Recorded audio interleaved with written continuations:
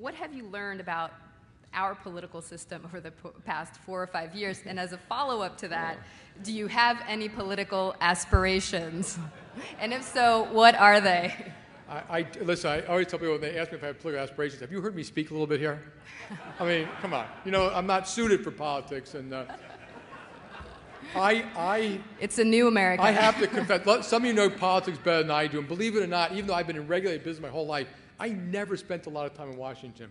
And you know, I did because of this crisis and that, and they called me down for this TARP meeting where they had the 9 bankers lined up, and they wanted us to take this money and stuff like that, and some of the banks clearly didn't need it. Some of the people in the room said, you know, they said, you're going to take 10 billion, you're going to take 15 billion, you're going to take 25 billion, and here's how we calculate. We know you all don't need it, but we want you all to take it. Because that way it'll be good for the system. We get 700 other banks to do it. It'll stabilize the system because it's in the interest of the United States. So 2 or 3 people on my right, by the way, said, "I'll take it." But I said, I got to call my board. And I called my board, and there's some people on that board with much deeper experience in Washington than me. And we agreed unanimously it's the right thing to do. It isn't right for J.P. Morgan. In fact, you could say it was asymmetrically bad for J.P. Morgan, but if it's good for the country, it's good for J.P. Morgan. We shouldn't stand in the way of what the government was going to try to do. But one of the directors I remember saying to me, but beware. If you take government money, when we take this government money, the second you take it, your world will change. And I had no idea. Even it became a scarlet letter. We signed a contract that night. The government came in a week later and completely changed it. I didn't realize that they can change whatever they want at any time. I mean, even though I do think we still have a great rule of law.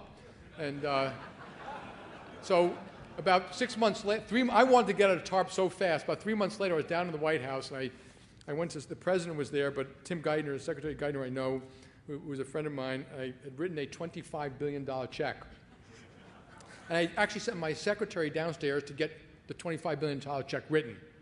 And the teller just typed it up like it was an everyday kind of common occurrence. And we had a lot of fun about how to deliver this check.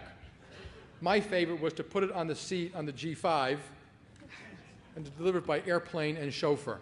And some people wanted cash dumped on the White House lawn. Some people thought we should take gold bars. But I walked in and I gave the check to Tim Geithner. It was not a real check, by the way. And but I'd written a letter, which I read to him later, and it said, the letter said, "Dear Timmy, we didn't know what to expect when we took this money from the government. And boy, are we right about that. We learned an awful lot with this experience. We hope you enjoyed it as much as we did." And at the bottom it said, "P.S.